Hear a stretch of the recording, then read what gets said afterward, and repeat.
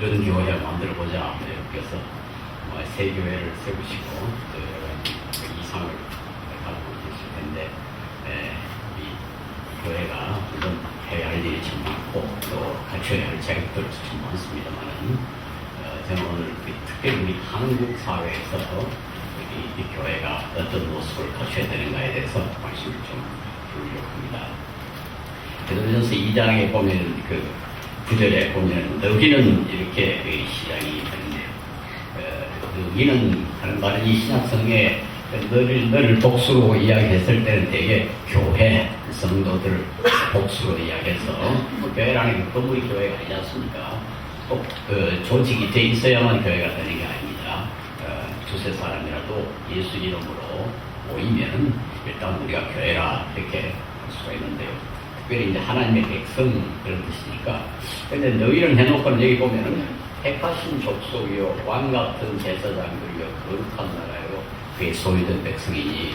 여러분께서 구약성경을 읽어보시면 이 구절이 뭐를 뜻하는가 되게 아실 겁니다. 이건 구약 이스라엘 백성을 두고 하신 말씀 아닙니까? 그렇죠? 이스라엘 백성을 하나님께서 택하셨고 또 왕 같은 제사장 만들었고 거룩한 백성을 만드셨습니다. 그런데 이제 하나님께서 그 이스라엘 백성을 택하신 이유, 또 그 뒤에 보면 너희가 이 과거에는 긍휼을 못 얻더니 이제는 긍휼을 얻은 자니라 그랬으니까 이스라엘 백성도 사실은 처음부터 하나님 백성이 된 건 아니지 않습니까? 아주 보잘것없는 유목민이거든요. 땅도 없고 아무 이 소유도 없는 아주 참 이상한 백성이었습니다. 그 애굽에 그 종로로 하다가 돌아와서 어디 뭐 자기들 땅이 있습니까? 사실 나라라는 게 땅이 없다는 게 기가 차는 일이죠. 지금 그 이스라엘과 팔레스타인이 지금 전쟁을 하고 있는데 땅 때문에 전쟁을 하는 거 아닙니까? 같은 땅을 이게 우리 땅이다 우리 땅이다 지금 전쟁을 하고 있는데 이스라엘 백성이 본래 유목민이었습니다. 유목민이라는 땅이 없는 사람들이었어요. 아브라함만 해도 원래 갈대아 우르라는 게 지금 이라크 그쪽에 있거든요. 거기서 그 팔레스타인 쪽에 와가지고 나그네 생활을 하는 거예요. 그런데 이런 사람들을 하나님께서 택하신 백성으로 만들었다는 겁니다. 그런 점에서 원래 그 사람들이 태어날 때부터 아주 훌륭한 그런 백성들이 아니라 신약에 보면 모든 백성 가운데 제일 작은 아주 보잘것없는 백성이라는 겁니다. 하나님께서 보잘것없는 이스라엘 택하셔서 엄청난 특권을 주었어요. 택하신 족속이고 왕 같은 제사장이고 거룩한 나라. 왜 그렇게 하셨나? 그렇게 하셨나? 이 본문의 9절 하반절에 보면은 이는 하는 말 이렇게 하신 것은 그런 뜻 아니니까 그의 그리한 빛에 들어가게 하시니에 아름다운 덕을 선포하게 하려 하시니라 했어요. 하나님의 아름다운 덕을 선포하는 것이 목적이었습니다. 그러니까 이스라엘이 하나님의 백성이 된 것이 이스라엘이 복을 받고 구원받기 위한 것이 아니에요. 그게 첫째 목적이 아닙니다. 첫째 목적은 하나님의 아름다운 덕을 선포하게 하려 합니다. 구약의 이스라엘 백성이 오늘의 교회와 같은 거거든요. 너희는 했을 때 보면 이스라엘에게 적용했던 그 말씀을 오늘 교회에도 적용했으니까 이 교회의 목적하고 같습니다. 하나님 이스라엘 택하신 것도 오늘 교회를 세우신 것도 목적은 같습니다. 뭔가니까 하나님의 아름다운 덕을 선포하려고 하십니다. 자, 이게 선포한다는 말에 좀 신경을 좀 씁시다. 우리 그 장로교의 아주 그 중요한 소요리 문답이라는 문답에 보면은 제1분이 뭔가 하니까 사람을 제일 되는 목적이 무엇입니까? 이렇게 됐어요. 근데 그 유명한 1문의 대답은 하나님을 영화롭게 하고 영원히 그를 즐거워하는 것이니라. 그게 이 사람의 제일 되는 목적이라고 그렇게 되어 있습니다. 교회의 제일 되는 목적도 사실 마찬가지입니다. 하나님께 영광을 돌리는. 그런데 우리가 하나님께 영광을 돌리는 방법이 여러 가지 있죠. 만약 오늘 우리가 열심히 찬양을 했는데 이 찬양은 하나님께서 하나님을 찬양하는 거니까 하나님을 기쁘시게 하는 거죠. 이 찬양은 사실 이게 엄청나게 중요합니다. 오늘 우리는 이 찬양을 찬송 부를 때 근데 좀 우리가 즐기는 찬송을 너무 많이 부르는 것 같아요. 사실 찬송 우리 즐거워하고 뭐를 부르는 게 아니죠. 뭐 팝송이나 뭐 유행가는 부르는 사람들 즐거워하라고 부르는 겁니다. 근데 찬송가는 하나님을 즐거워하라고 부르는 거지 우리 즐기라고 부르는 게 아니에요.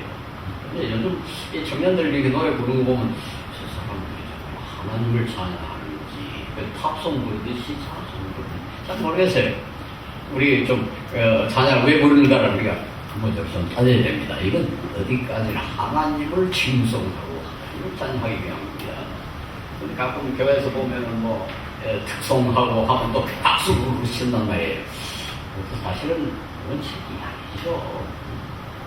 그 사람들 아니 뭐 하나님 찬양 찬송 잘했으니까 찬양하니까 잘했다 뭐 그렇게 박수할 수는 있지만은 그 사람들 찬송 칭송하는 박수가 되버리는 말이에요. 지금 그 사람들은 우리를 대표해서 찬양되는 우리를 대표해서 하나님을 찬양.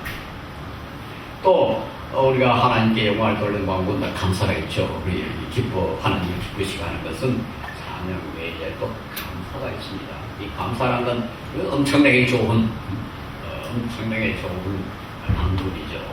하나님께서 우리의 감사를 받으시길 참 기뻐하시고 이 감사는 또 어떤 면에서는 감사하는 사람도 좋고 감사하는 사람도 좋고 이거야말로 우리 인간이 할 수 있는 행동 가운데 제일 멋진 겁니다. 우리 감사 이게 참 중요하다는 걸 알아야 돼요. 감사하는 것만큼 멋진 행동이 없어요. 뭐 양쪽이 다 즐거운 거니까요. 감사. 근데 오늘 본문에 보면은 그 외에 또 한 가지를 이야기를 해놨어요. 그거를 강조를 해놨습니다. 뭐 감사, 찬송 그 이야기도 뭐 있을 법하지만 그건 다른 구절이 있고 여기 보면 하나님의 덕을 선포하게 한다. 그 말이 뭡니까? 다른 사람에게 알린다는 뜻 아닙니까? 그래서 선포한다는 건 알린다는 뜻이거든요. 하나님의 위대하심, 하나님의 사랑, 하나님의 그 능력 그것을 세상에 알리는 역할을 하는 것이 교회의 역할이라고 했어요. 이 말은 뭐 선포가 유일한 목적이다, 유일한 사명이다 그렇게 말하는 건 아닙니다. 그러나 적어도 이 구절은 하나님의 아름다운 덕을 모든 사람이 알도록 합니다. 그랬어요. 근데 그 뒤에 보면 이제 이어서 그 성경에 보면 이렇게 중간에 10절 이후에 이렇게 끊어놨는데 사실 그게 뭐 이건 나중에 우리 학자들이 이렇게 만들어 놓는데 성경 본문에 이렇게 원래 이렇게 되어 있는 건 아니죠. 11절, 12절부터 이어서 나오는데 12절 끝에 보면은 오시는 날에 하나님께 영광을 돌리게 하려 함이라 하는 말이 나오거든요. 이렇게 앞에 그 선포하는 것하고 영광을 돌리게 한다는 누구로 하여금 영광을 돌리게 하려 합니다.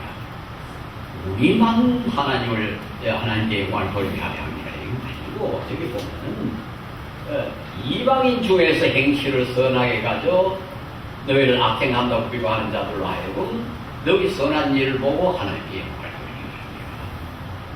그러니까 하나님께 영광을 돌리는 건 물론 교회, 성도, 이스라엘 다 하나님께 영광을 돌려야죠. 그런데 여기는 우리는 물론 우리도 하나님을 이렇게 영광을 돌려야지만 하나님의 아름다운 덕을 사람들에게 많이 알리고 그 뒤에 보니까 또 구체적으로 너희 선한 행실을 해서 사람들로 하여금 하나님께 영광을 돌리게 하십니다. 이렇게 했어요. 이게 아주 중요합니다. 우리 교회의 사명이 뭐냐? 우리끼리 모아가지고 아주 즐겁게 보내는 거, 그게 교회의 원래 첫째 사명이 아니고, 또 구원 받은 사람들이 서로 교제하고 즐기는 거, 우리 구원 받는 거, 물론 그 중요하죠. 그러나 그 첫째 목적은 아니죠. 성경은 어디도 우리 구원 받는 게 첫째 목적이라고 되어 있지 않아요. 우리가 구원 받는 건 하나님 백성이 되는 건데, 하나님 백성이 되는 것은 일을 하기 위해서 부르는 거지, 그 자체가 목적이 아닙니다. 그러니까 그렇게 착각을 많이 하죠. 예수를 믿냐? 구원받기 위해서. 이렇게 한단 말이에요. 그 교회 왜 하느냐? 성도들이 이제 신앙이 아주 더 튼튼해서 구원받게 하기 위함입니다. 뭐 구원의 방주 그런 소리 다 듣습니다. 교회랑 하는 게 뭐냐? 사람들랑 사람이라도 더 많이 구원받게 하는 게 교회 목적이다. 이렇게 있는데 성경은 그렇게 가르치죠. 성경이 그렇게 가르칩니다. 구원은 하나님께 영광을 돌리는 하나의 수단이라고 말할 수 있어요. 하나님의 백성 되는 겁니다. 하나님의 백성이 돼야 하나님께 찬양을 드리고 하나님께 영광을 드리고 또 하나님의 아름다운 덕을 선포하게 되거든요. 그런데 이걸 가장 잘 표현한 말은 제사장, 이게 택하신족 왕 같은 거룩한 나라 말겠습니다만 왕 같은 제사장들이라. 이 제사장은 구약 성경에 뭐 하는 사람입니까? 제사 드리는 사람 아니에요. 근데 제사장은 그 히브리서가 분명히 말하죠. 누구를 위해서 제사를 드립니까? 자기를 위해서도 물론 제사를 드리지만 백성을 대신해서 제사를 드리는 겁니다. 제사장의 역할이 그거예요. 뭐 개인으로 자기를 위해서 이 제사를 드리는 것도 물론 히브리서에 보면 필요하다고 되어 있습니다만은 제사장은 모든 백성을 대신해서 하나님께 제사를 드리는 사람이에요. 그런데 이스라엘을 제사장, 왕 같은 제사장 나라로 만드신 것은 이스라엘만 하나님께 영광을 돌리는 것이 아니라 모든 백성을 대신해서 하나님께 영광을 돌리고 또 그것을 끝나는 게 아니고 모든 백성을 하여금 하나님 앞에 무릎을 꿇도록 만듭니다. 그래서 우리가 전도하는 것도 그렇습니다. 우리가 전도할 때 한 사람이라도 구원한다 그런 생각을 하지만 원래 성경의 목적은 그게 아니고 한 사람이라도 하나님께 찬양을 돌리고 예수 믿게 되면 하나님께 순종하고 하나님 말씀 순종하고 하나님께 영광을 돌리고 하나님께 감사하지 않습니까? 한 사람이라도 더 하나님을 기쁘시게 하는 사람이 되게 하기 위하여 이스라엘이 택함을 받은 것은 이스라엘이 모든 특권을 즐기고 유지하고 그렇게 하기 위한 것이 아니라 모든 나라들이 다 하나님 앞에 무릎을 꿇게 하기 위하여 그 역할을 하는 겁니다. 그게 제사장의 그 제사장 나라는 뜻에 포함되어 있다는 겁니다. 모든 백성이 하나님께 제사를 드릴 마음이 있어야 제사장이 제사를 드리지. 아니 아무도 제사를 드릴 생각도 없는 사람들한테 내가 너희를 위해서 제사를 드린다. 그건 무서운 거죠. 그렇잖아요. 하나님을 믿는 백성을 대신해서 하나님께 제사를 드립니다. 그러니까 이스라엘의 제사장 나라가 된다면 모든 백성이 다 하나님을 존중하고 하나님을 찬양하는데 이 백성을 대신해서 이스라엘이 하나님께 영광을 돌린다. 그런 뜻이라고 해요. 그런데 이스라엘이 그 역할을 제대로 감당했느냐? 여러분 이스라엘 역사를 잘 아시겠죠. 성경을 보면 이스라엘이 왜 실패했어요? 이스라엘이 하나님께서 택하신 백성으로 만들어가지고 하나님께서 엄청난 축복을 하셨는데 애굽에서 불러냈죠. 가나안 땅 적과 꿀이 흐르는 가나안을 좀 주셨죠. 또 아주 왕성한 나라를 만들었죠. 그렇게 했을 때 이스라엘이 어떻게 됐어요? 그게 너무 적서. 자기들이 얻은 그 특권, 그걸 즐기는데 급급해졌습니다. 그리고 다른 백성들에게 하나님의 영광을 드러내고 하나님의 백성을 만드는, 즉 하나님께 무릎을 꿇도록 만드는 일에는 전혀 관심이 없었습니다. 오히려 다른 백성이 하나님께 들어올까 싶어가지고 그러면 우리만 특권을 누려야 되는데 저놈들이 왜 특권을 누려야 되냐? 이렇게 대표해요. 그 대표가 누굽니까? 요나죠, 요나. 요나가 아주 그런 점에서는 아주 전형적인 그 타락한 이스라엘의 모습이라 그렇게 말할 수 있습니다. 하나님이 요나 보고 니느웨에 가서 회개를 외치라. 그러니까 아니 니느웨가 회개하면 큰일 아니잖아. 하나님이 그들을 축복할 거 아니냐. 그런데 우리의 원수의 나라인데 그런데 왜 축복을 받아야 돼? 저놈들만 해야 돼. 그러니까 요나가 도망을 쳐버린 거죠. 그 나라에 가서 회개했다가는 자기 원수를 축복하는 게 되는데 그건 안 된다. 우리 이스라엘만 하나님의 보호를 받아야 되고 하나님 축복을 받아야지. 왜?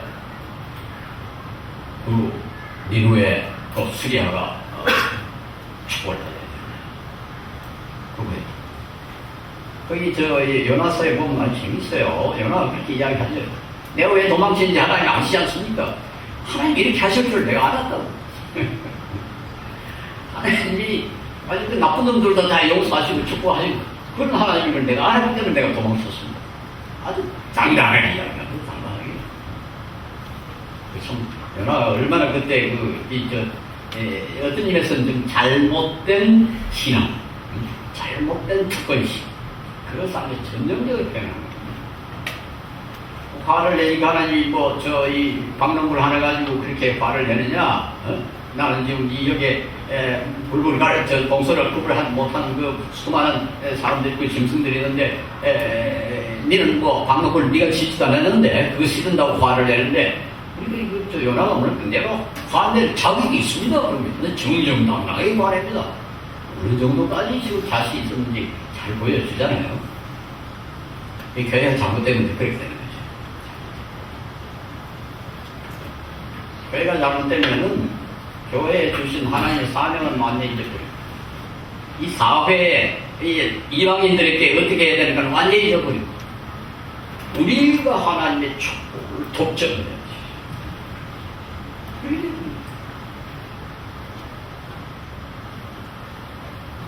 하나님께서 이스라엘을 어떻게 했습니까? 용도 폐기 처분입니다. 이스라엘을 없애버렸습니다. 바벨론의 포로가 되게 가게 하고 나중에 그리스가 그 지역을 점령하고 나중에 로마가 점령하고 나중에 그 지역을 영국이 점령하고 해가지고 이스라엘이 없어져 버렸어요.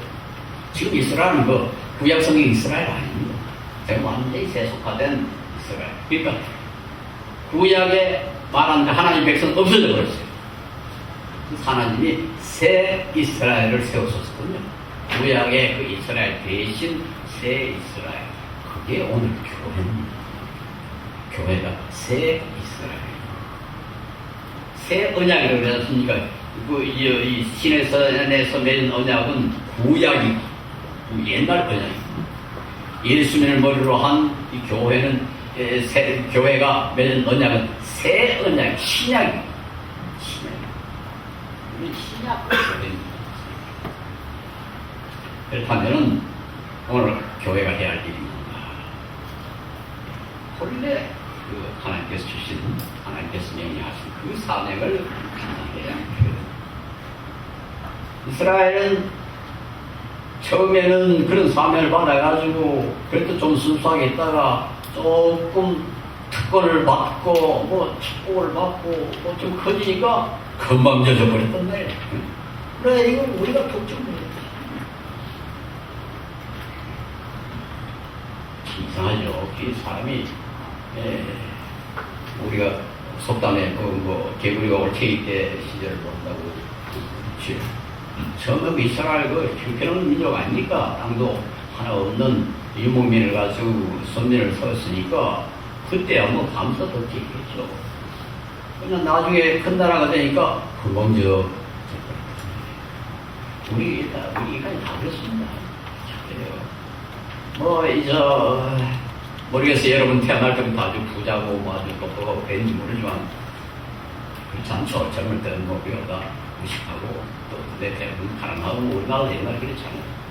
근데 나중에 돈 좀 벌고 이 지위도 좀 올라가고 이 지식 좀 있고 하면은 금방 젖어버려요. 그래서 어디 다른 분한테 그렇게 이야기했어요. 제가 이제 서울대학교 교수를 했는데 서울대학교 교수 가운데 겸손한 사람이 있느냐? 없어요. 하나도 없는 것 같아요. 개차반도 모르면서 굉장히 똑똑한 사람. 우리나라 재벌 그 기업 주들 가운데 겸손한 사람 봤습니까? 이 재벌의 총수가 맞습니까? 우리 같은 사람 어떻게 보지 않죠? 목사님들도요, 젊은 목사님들 참 겸손하고 좋습니다. 좀 가끔 어떤 분이 저한테 와서 목사 좀 젊은데도 그렇게 좋더라. 젊을 때는 다 좋습니다. 젊을 때 겸손 안 하고 순수 안 한 목사가 어디 있습니까? 젊을 때부터 순수하지 못하는 건 아예 사치 못하죠. 그건 아예 말도 안 되는 거고요. 상당수의 목사님은 저를 실력하고 있습니다. 지금도 유명한 큰 교회에 이룩한 목사님들 적을 때 하나 없이 훌륭했어요. 그때 그 교회 다닌 사람들 이야기 들어보면 말이죠. 얼마나 겸손하고 얼마나 순수하고. 근데요, 교회가 크니까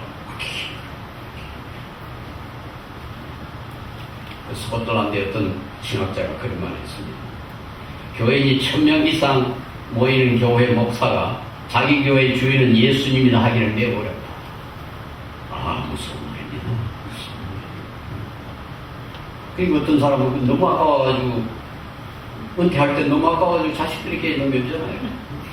자기 건 줄 알고 있거든요. 그리고 어떻게 그 예수님 거라 할 수 있습니까? 내 거지. 내 거니까 내 자식에게 준다는 거 아닙니까?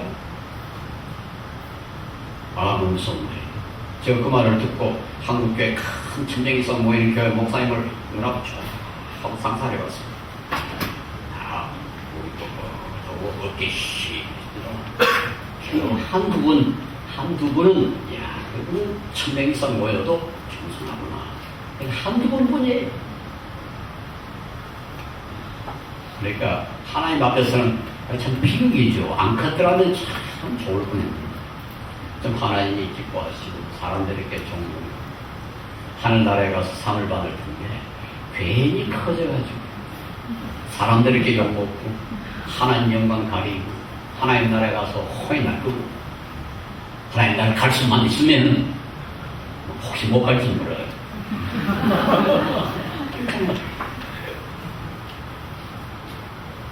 이스라엘 그렇게 됐다. 제가 오늘 이 말씀을 드린 이유는 한국교회가 한국교회가 처음에 얼마나 순수했습니까? 핍박받을 때 그때 제사 안전한다고 핍박받고 일제시대 신선 참배 안 한다고 핍박받고 6.25 전쟁 때 공산주의자가 핍박하고 가난하다고 핍박하고 그때는 교인들이 하나같이 순수할 수밖에 없어요. 왜냐하면 교회 다른 이유로 올 수가 없어요. 신앙 이외에는 교회 가면 말딱 손해만 보는데 뭐하라고 교회에 와요. 교회 가고 이 세상에 덕분은 아무도 없었습니다. 완전히 손해만 봤습니다. 영어들은 목사님들은 늘 굶었어요. 대부분 목사님들은 굶었어요. 그러니까 정말 순수한 분들 이외에는 목회에 들어오질 않죠. 그러니까 제가 요즘 이제 목사님 죄송합니다만 제가 우리 목사님들 비판 많이 하는 사람으로 알려져 있는데요. 그런 이유가 그때 교회에 다니면서 목사님들을 너무 존경했기 때문에 요즘 목사님들 보니까 너무 화가 나는 거예요. 너무 차이가 나쁘니까 화가 나서 그러는 겁니다. 저는 목사님들 굉장히 무서워합니다. 제가 신학을 공부를 했는데도 목사가 안 되고 있어요. 안수를 안 받았어요. 가장 중요한 이유가 너무 무서워서. 나는 목사 될 차이가. 신학교의 교수가 한 번은 저를 불렀습니다. 너 왜 목사 안 하려고 하느냐. 제가 딱 저 신학교 들어갈 때 편지를 그랬거든요. 나는 목사가 되는 사람이 아닙니다. 저는 기독교 교육을 하기 위해서 신학을 공부하려고 하는데 이런 사람도 받아주니까 그러니까 신학교에서 받아주겠다 해가지고 내가 갔거든요. 그랬더니 그걸 이제 교수들이 다 아니까 1학년에 이제 공부를 제가 비교적 잘했습니다. 반에서 2등 했습니다. 대양 사람으로서 그 미국 사람 사이에서 2등 했으면 잘한 거 아닙니까? 그러니까 교수가 불러가지고 너 왜 목사 안 하려고 그러냐? 저는 너무 세속적이었습니다. 저는 못된 사람 보고 막 화가 나가지고 그렇게 대답했어요. 자신 없어요. 자신 없어요. 굉장히 두려워합니다. 젊을 때 그렇게 신뢰하는 분이 왜 저렇게 한국교회가 그렇게 핍박할 때 그렇게 순수하더니 지금 왜 이렇게 어떻게 됐습니까? 지난 연말에 기독교 윤리 실천운동이 우리 국민 1000명을 대상으로 한국에 있는 종교들을 어느 정도 신뢰하느냐 여론조사를 했습니다. 우리가 전문기관이 아니기 때문에 여론 전문기관과 같이 조사를 했어요. 그러니까 상당히 과학적으로 한 거죠. 대표적인 사람들 샘플로 와가지고 했는데, 천주교를 신임한다 하는 사람이 37%, 불교를 신임한다는 사람이 35%, 개신교를 신뢰한다는 사람이 19.7%.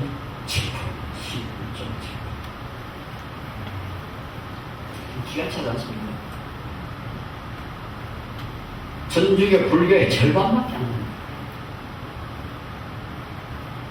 얼마 전에 한 일주일 넘었을까요? KBS가 보도한 걸 보니까 처음 우리 국민들 사이에서 당신이 만약에 앞으로 종교를 택한다면, 혹은 종교를 가지고 있는데 개종을 한다면 어느 종교를 택하겠느냐? 가톨릭을 택하겠다는 사람이 25%, 불교를 택하겠다는 사람이 17%, 개신교를 택하겠다는 사람이 10%. 이건 모든 여론조사에 다 그렇습니다.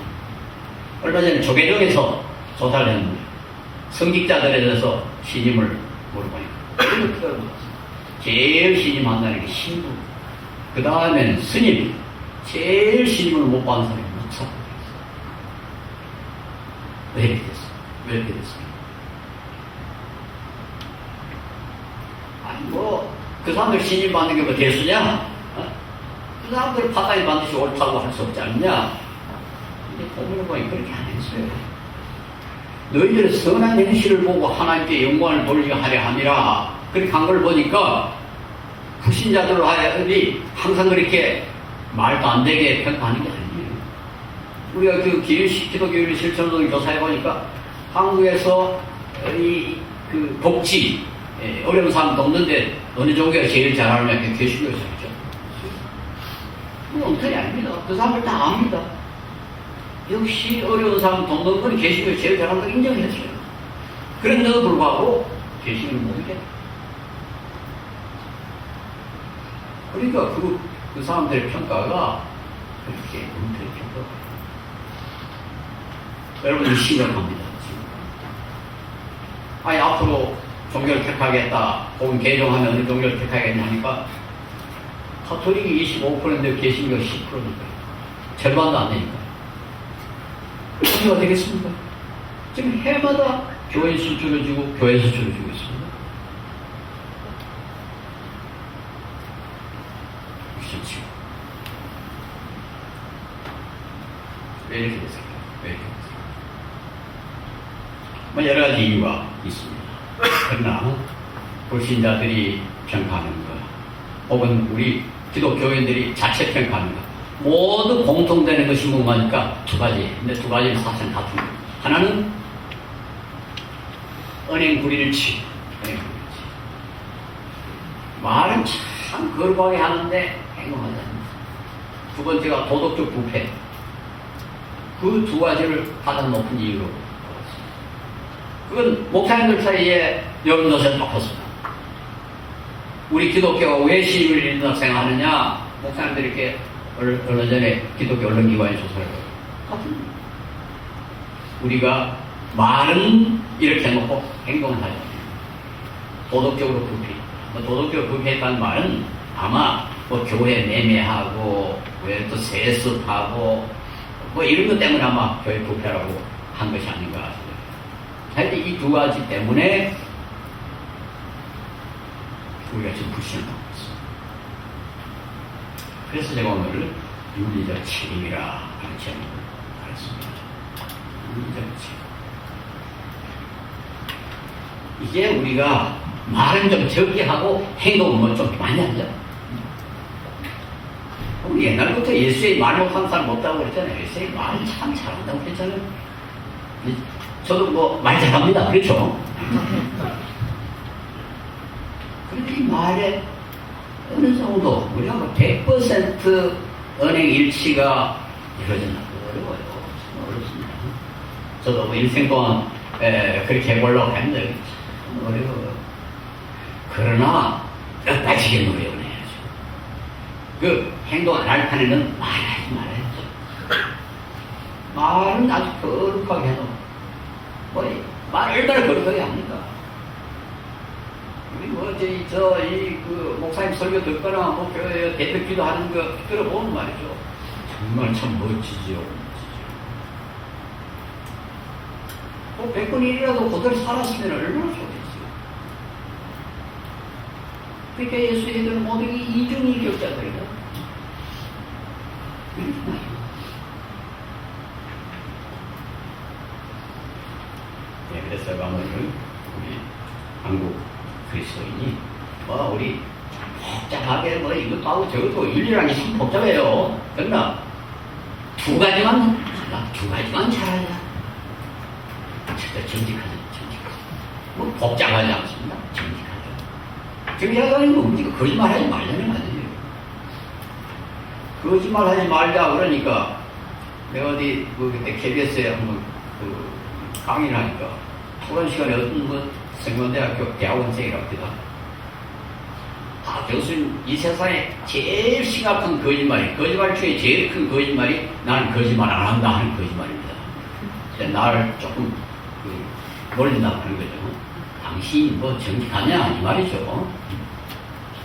모든 사람이 다 거짓말하는데 또 어떤 심리학자들 조사에 의하면 사람은 4분에 한 번씩 거짓말합니다. 4분에. 근데 그건 거짓말을 좀 너무 엄격하게 기준을 만들었을 것입니다. 거짓말 중에 나쁘지 않은 거짓말 많습니다. 가령 사람들이 저보고 그 송교수 참 젊어 보입니다. 거짓말이죠. 얘들이 다 돼가는데 무슨 젊습니까? 우리 그런 거짓말 많이 하잖아요. 어떤 부인들도 예쁘시네요. 속으로 역각 생각합니다. 그건 거짓말. 유능한 의사는요, 거짓말을 병 고쳐요.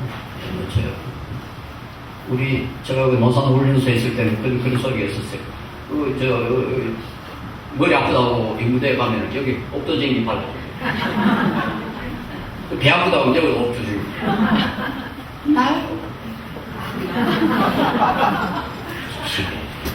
유능한 의사는요, 소위 그런 엉터리 방식으로 고칩니다. 왜냐니까 심리를 알거든. 저 사람은 실제로 아픈 게 아니고 심리적으로 아프다고 느낀다.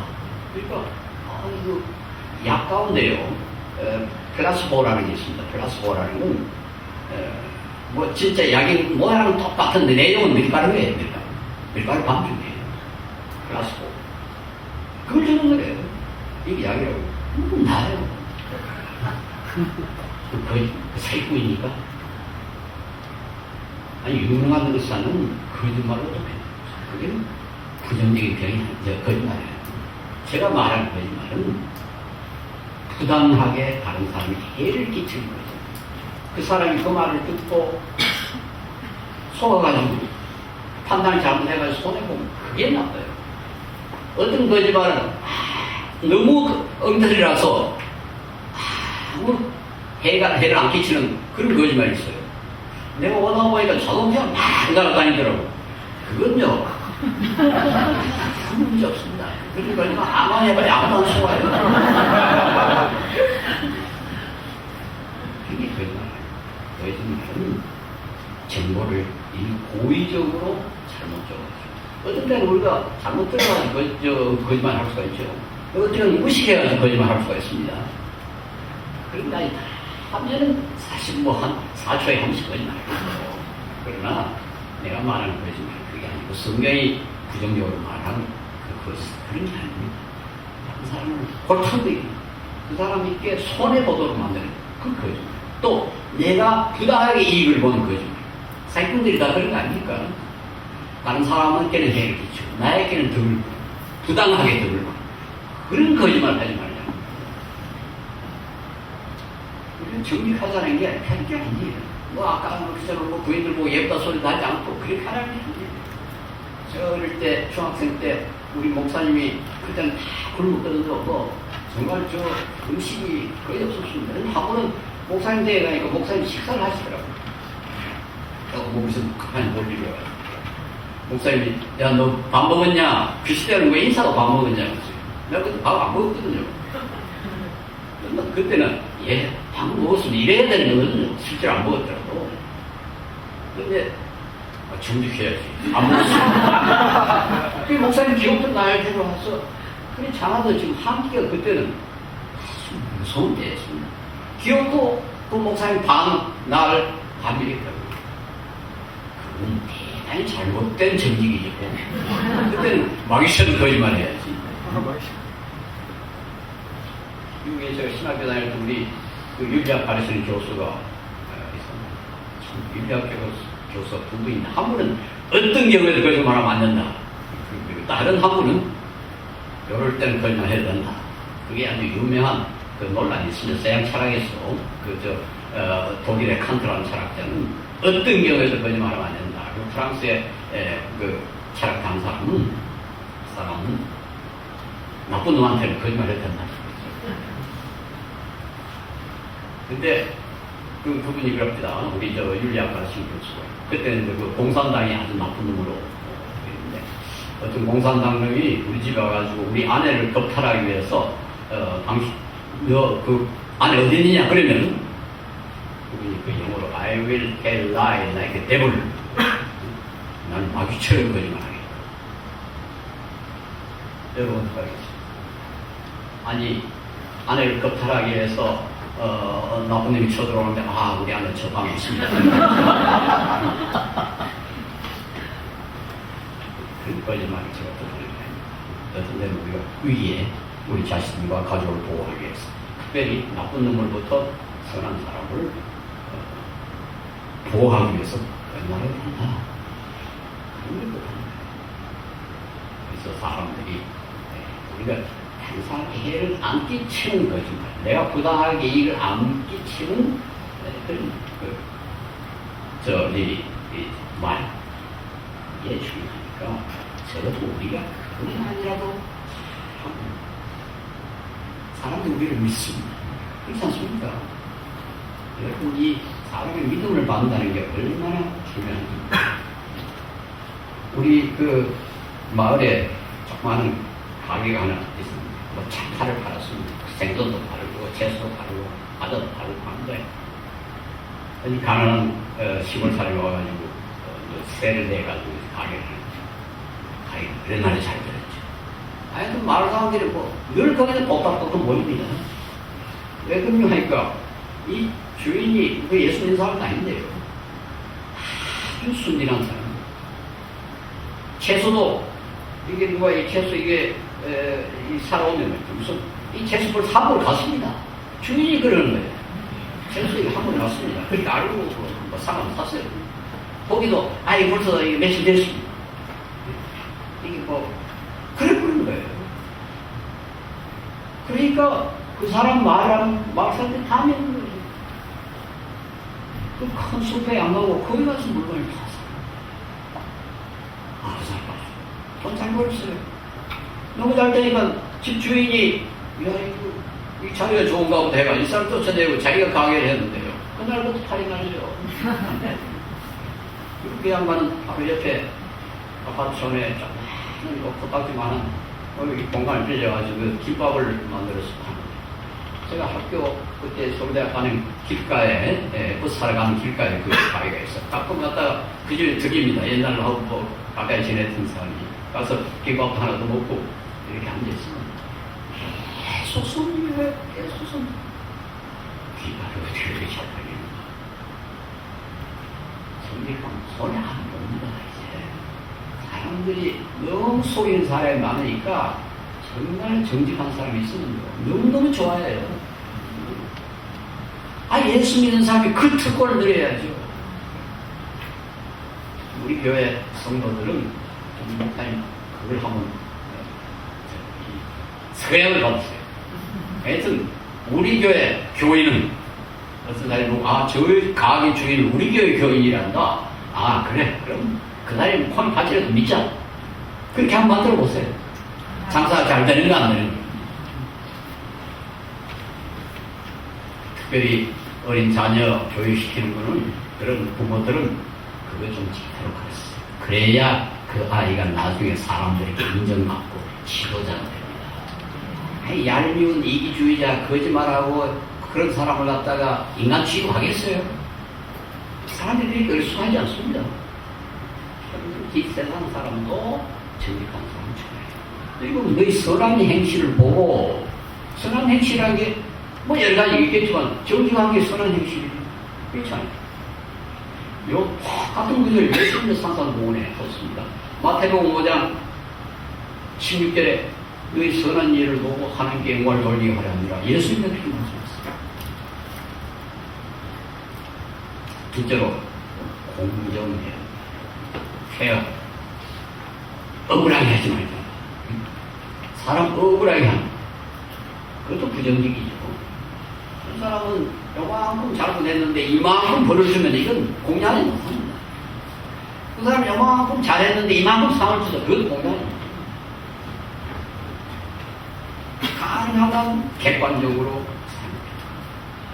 또 저 사람이 나하고 친하기 때문에 잘 봐준다. 저 사람은 항상 날 욕만 하기 때문에 안 봐준다. 그것도 불공평합니다.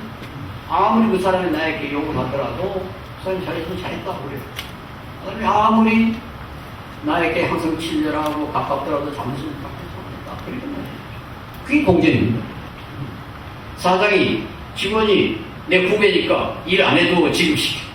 저 사람 내 후배 아니니까 일 잘해도 징계 안 시켜. 그거 회사 되겠습니까? 회사 꼭 망합니다. 여러분, 사람 억울하게 하면 안 돼요. 철저히 공정하려고 노력해야 돼요. 우리가 100% 공정해지기는 어려워요. 그러나 공정하려고 노력해요. 저는 뭐 이런저런 그 소위 상 주는데 심사위원으로 많이 뽑혀다닙니다. 우리 조선일보가 해마다 청정봉사상이라는 상을 주는데 이게 주로 이제 경찰에게 줍니다만은 그러나 그 외에도 민간인도 한 세 사람 상을 주는데 한 번은 그 심사를 가봤더니 우리 식구들 심장 잘 돌보는 의사가 그게 후보자로 와 있어요. 근데 그분은 정말 훌륭합니다. 아주 훌륭한 의사일 뿐만 아니라 주말이 되면 저 지방에 가서 무료 수술, 부산에 가서 무료 수술, 광주 가서 무료 수술. 아주 훌륭한 분이에요. 그러니까 누가 그분을 한번 추천해가지고 이 사람은 상관이 되겠다. 네, 잘했죠. 나도 또 그분 덕을 많이 본 사람이죠. 그러니까 당장 이 사람은 뭐 절대로 상 받을 자격이 있습니다. 그렇게 하고 싶은 생각이 있거든. 그래서 내가 입을 딱 다물었어. 나는 이 사람을 잘 압니다.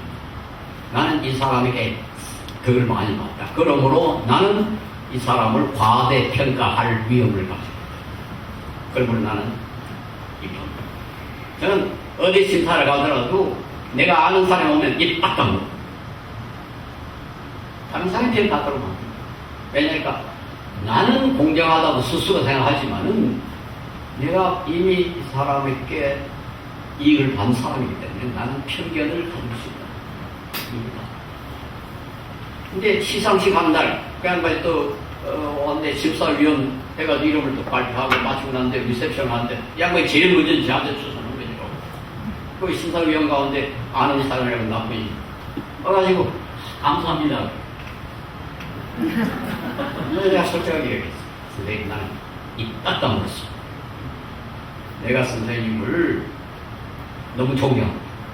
선생님의 혜택을 많이 본 사람이기 때문에 나는 편견을 가지고 있어요. 그런 거에 있어요. 다른 분들이 기분이 더 좋죠, 사실은. 내가 추천했다기보다 다른 심사위원들이 아주 훌륭하다고 그랬으니까 더 객관적 아닙니까? 솔직하게 얘기했어요. 나는 이거 딱 봐먹었어요. 어떤 때는요, 내 가족하고 관계에서 되는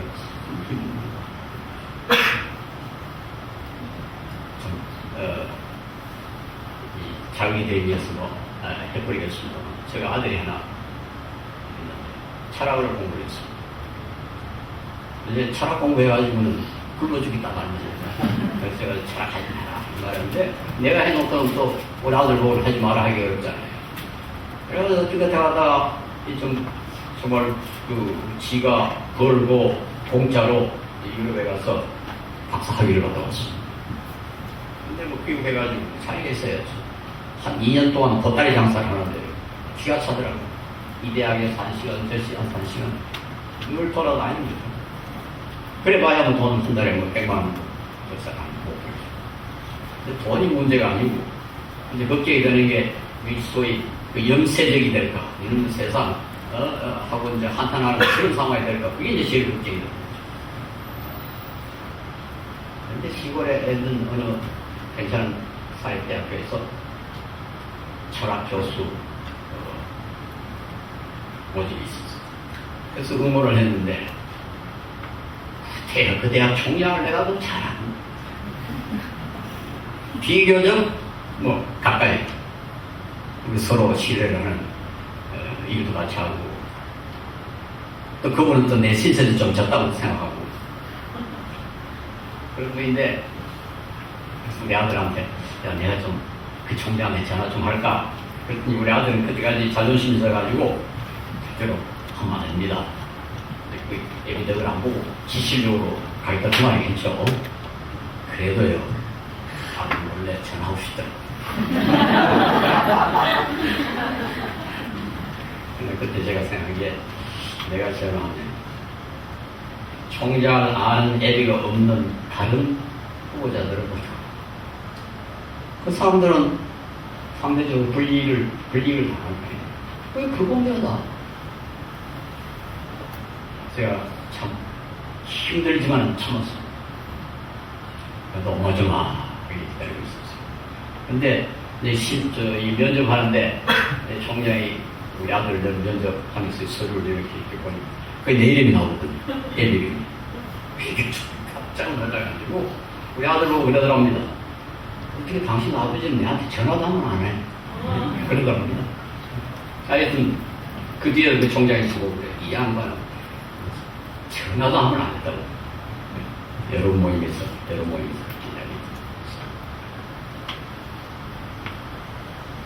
공장은 힘듭니다.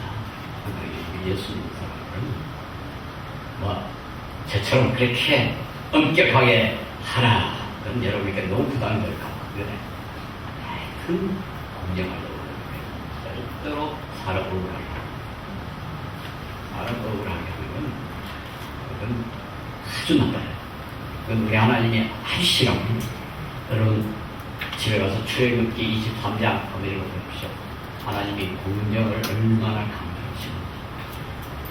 불공정하게 되면요, 제가 그동안 율법을 공부를 해보니까 항상 약한 사람이 손해를 봐요. 그 강한 사람은 불공정하면 덜 봅니다. 세상에 쓰고 빠지면은 제일 덕분 사람이 강한 사람. 가령 교통 질서 엉망이면 누가 제일 덕을 봅니까? 우리가 보통 교통 질서 엉망이면 모두가 손해를 본다고 그러잖아요. 그렇습니다. 탱크 운전수는 제일 좋습니다.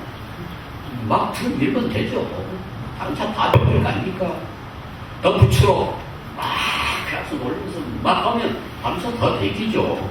괜히 신호등, 차선, 속도 있으니까 귀찮기만 하지 없으면 합니다. 교통질서 엉망이면 누가 손해를 모닝 이 아빠 끌고 가요. 자전거 타고 가요. 노인, 나 같은 노인 길바닥에 나가요. 질서라는 게 누구를 위해서 있는데 약한 사람을 위해서 있습니다. 강한 사람을 위해서는 질서는 귀찮은 거예요. 그러니까 우리가 비도덕적으로 행동하는 것은, 즉 부정직하게 행동하거나 불공정하게 행동하는 것, 결과적으로 약한 사람 팔리다. 어떤 분이 뇌물에 대해서 영국의 반이라는 작자가 아주 재밌게 표현했어요. 뇌물 수수라는 건 가난한 사람으로부터 돈이 부자에게 집행하는 것, 이렇게 표현했어요. 뇌물이라는 게 뭐냐? 뇌물이 쉽게 부자가 돈을 주지 가난한 사람이 돈을 줍니까? 가난한 사람은 뇌물 줄 돈도 없어요. 근데 결과적으로 어떻게 되느냐? 가난한 사람이 돈이 부자에게, 그게 뇌물이라는 거예요. 지겨웠잖아. 우리 예수 믿는 사람 그렇게 합니다. 우리 하나님은 미안합니다만 부자 편이 아니에요. 하나님은 가난한 사람 없어요. 하나님은 강자 편이 아니에요. 약자 편. 그래서 요 14장에 보면 너희가 잔치를 베풀거든 부자나 부한 이웃이나 친척이나 벗을 청하지 마라. 왜? 나중에 보면 말씀이 이렇게 그 대신 누구를 청하라고 했어? 가난한 사람, 병든 사람, 장애인 이런 사람 택하라. 왜? 이 사람들은 너희들에게 갚아줄 수가 없다. 부자들은 갚아줄 수가 있는데 이 사람은 갚아줄 수가 없다. 그런데요, 갚아줄 수 없는 거로 내게 복이 되리니 기가 차는 거예요. 갚아줄 수 없기 때문에 복이 된다. 이 세상하고 완전히 다릅니다. 우리 주님의 논리하고 세상 논리는 다릅니다. 그걸 우리가 알아야 돼요. 왜 그렇습니까? 하나님이 갚아주십니다. 참 멋지죠? 그래서 자문에 가난한 자를 도와주는 것은 여호와께 꾸이는 것이다. 그 말은 여호와께 돈을 빌려주는 것과 같다. 가난한 자를 도와주는 것은 하나님을 채무자로 만드는 겁니다. 재밌지 않습니까? 하나님을 채무자가 되는 거. 하나님에 대해서 채권자가 되는 거. 한번 상상을 해보세요. 하나님 뭐 하십니까? 빨리 가보세요. 왜 비단 갚는 거였어요? 하나님을 채무자로 만드는 방법. 이 윤리라는 게 너무 복잡하고 그렇습니다.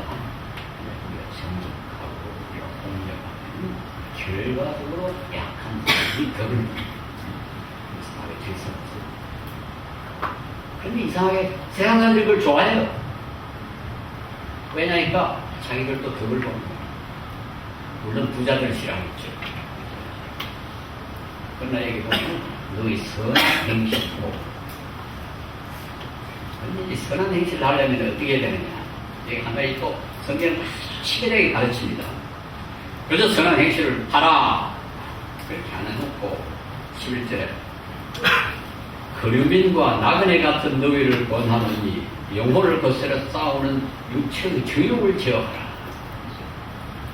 육체의 정욕을 제어해야 선한 행실을 할 수 있다.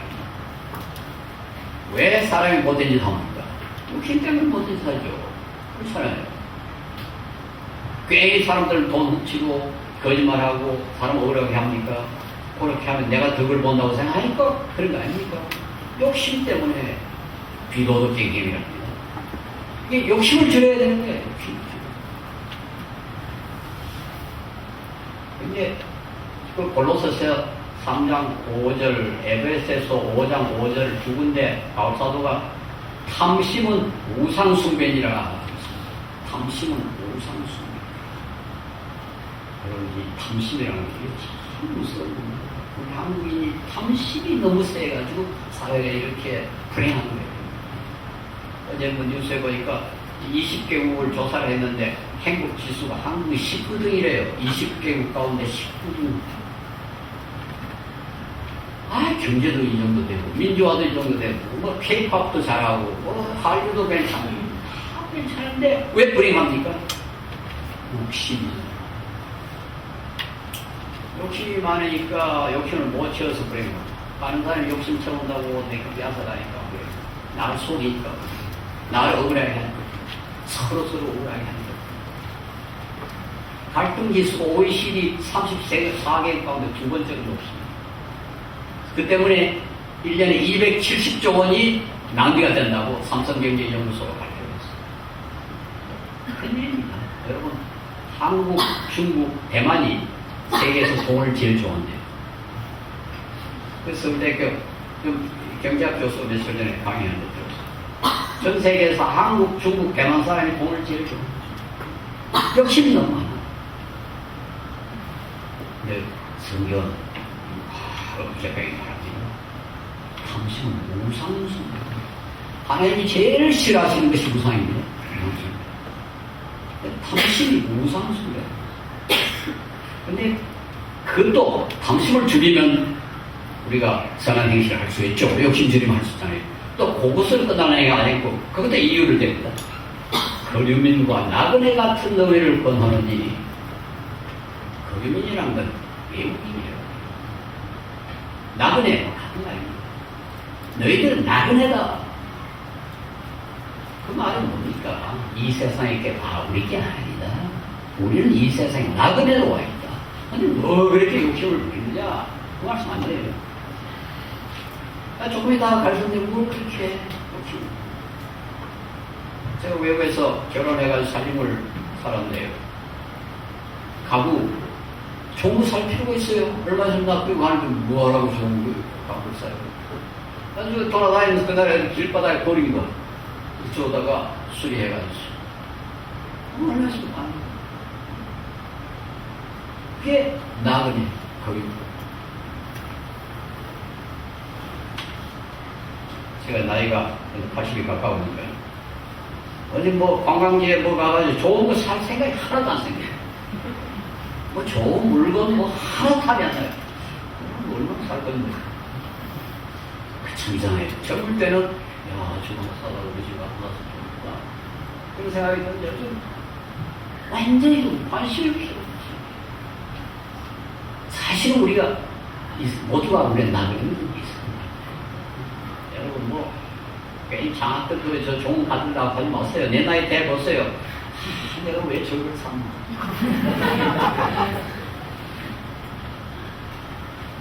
후회합니다. 왜 그거 샀나고 그 사람 좀 도와줘야 할 텐데 도우지도 않고 연보해야 될 일이 연보도 제대로 안 하고 참 할 일이 많은데 그거 안 하고 괜히 그거 사다가 어떤 건요 한 번도 쓰지 않고 거의 못 써놨어요. 그런 식으로.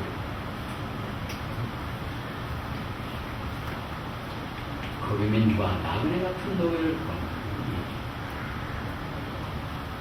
관심을 줘. 그래야 우리가 선한 일을 할 수 있습니다. 첫째, 부정적으로 다른 사람 해를 안 끼치고 긍정적으로 다른 사람을 도와줄 수가 있습니다. 자기가 다 섣부리면은 도와줄 거 없죠.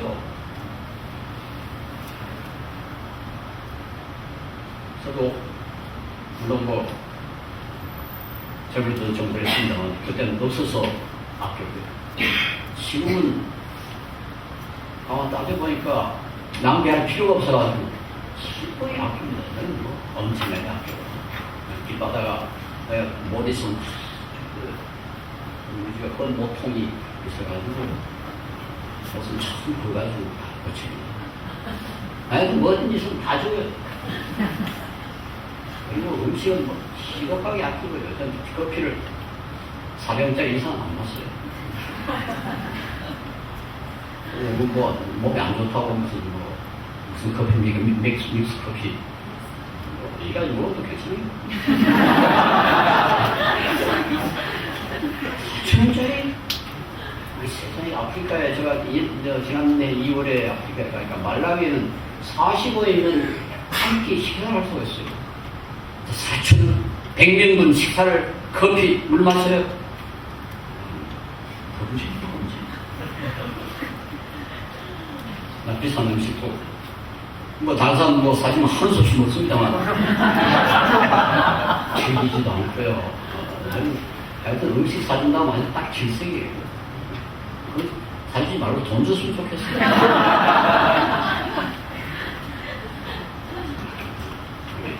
여름에 에어컨도 전기가 아까워. 알아서 물을 추가하게. 그러니까 돈이 궁하지 않죠. 돈이 궁하지 않으려면 이제 두 가지를 가운데 하나를 해야 돼요. 하나는 많이 벌고, 아니 더 적게 쓰는. 적게 쓰는 방법이 훨씬 좋아요. 훨씬 좋아요. 그러니까 줄 쫙 써가지고 이제 들어온 사람하고 약속을 하다 보니까 정유영 씨가 들어온 거죠. 줄 안 서는 사람은 한국사님하고 싸우고 한국사님 그러고 저 사람이 왜 저러지 저 사람들이 왜 저러지 그랬더라고. 줄 서서 이런 이야기하고 자꾸 하고 카메라 플라시다 그렇게 하니까 이제 다 하고 나니까 아수 하는 사람이 우리 둘뿐이잖아요. 자기가 오더라고요. 그래서 우리가 악수해 줬어요. 그게 기분이 좋다. 야, 예수 믿는 사람 자존심 없었다. 아니, 나 정정희 씨 나쁜 사람 아닙니다. 아주 그건 우리나라를 위해서 큰일 나서 보면 얼마나 인간적으로 존경 받을 만한 분이고, 전혀 저는 그분에 부정적으로 본 사람이 아닙니다. 그러나, 그래서 우르르 가서 죽을 정도로는 그 예수 믿는 사람인데. 그래서, 야, 그때 참, 자존심이 있습니다. 예, 예수 믿는 사람 돈에 째지면 안 됩니다. 이 세상에 제일 가치 없는 게 돈이에요. 최하급 가치가 돈입니다. 근데 그게 안 될 준비를 해요. 안 될 준비를 하는 건 그때 열심입니다. 철저히 하기. 왜 돈을 좀 여유를 가지고 어려운 사람 좀 돕고. 제가 아프리카에 한 5천만 원 보냈어요. 봤더니 건물이 하나 썼습니다. 여기 가면 소보홀이라고 쓰고 있어요. 그걸 좀 떼라고 안 그래도 안 되고 있습니다. 우리나라에 돈 5천만 원 가지고야 서울에 땅도 한 평도 못 사죠. 그게 아니고 엄청 넓은 땅에서 큰 건물이 장애자를 위한 시설을 줬어요. 아니 돈이 아껴가지고 쓰고 남은 걸 보내서는 별로 가치 없지만은 내 나름대로는 좀 커피도 안 마시고 지독하게 아껴가지고 그렇게 하니까 재밌더라고요. 재밌어요. 어제도 며칠 전에 어느 대학에 2천만 원 기부를 했습니다. 그리고 우리 사람이 재밌지? 그래요. 재밌어. 아껴가지고 기부하니까 재밌다.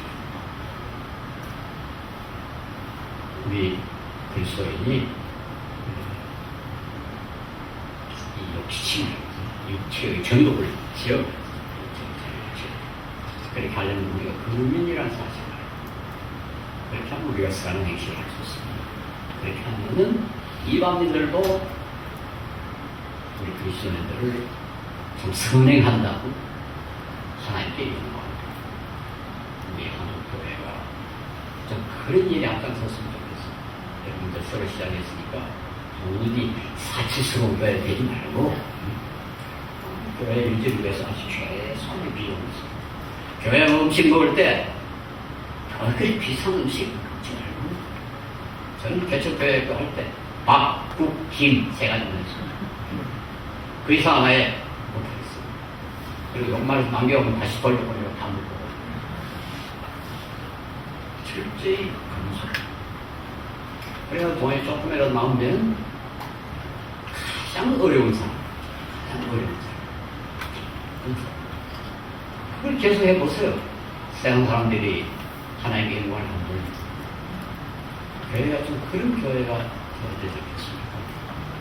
처음 시작한 교회는 한 10년 된 교회인데 이제는 여러분이 기성교회 잘못된 이 버릇 여러분 절대로 따라가지 마십니다. 그렇게 되면 계속 우리가 이 세상 사람들부터 욕먹고 하나님 앞에 영광 잘 돌리지 못하고 이스라엘이 영도 폐기처분 낸 것처럼 우리도 영도 폐기처분 할 수 있습니다. 우리 교회는 제대로 된 교회가 될 수 있기를 바랍니다. 아멘. 기도하겠습니다. 그리하신 주님, 이곳에 주님께서 귀한 교회를 세우시고 또 귀한 백성들 종 보내주셔서 참으로 주님 앞에 주님께서 기뻐하시는 교회를 세우겠다고 이렇게 결심을 하고 애를 쓰신 것 감사합니다. 주님이여 이들의 아름다운 마음 축복해 주십시오. 그 마음 변치 않게 하십시오. 참으로 주님께서 기뻐하시는 교회가 되어서 주님의 영광 많이 드러내는 좋은 교회가 되게 하여 주시옵소서. 예수님 이름으로 기도합니다.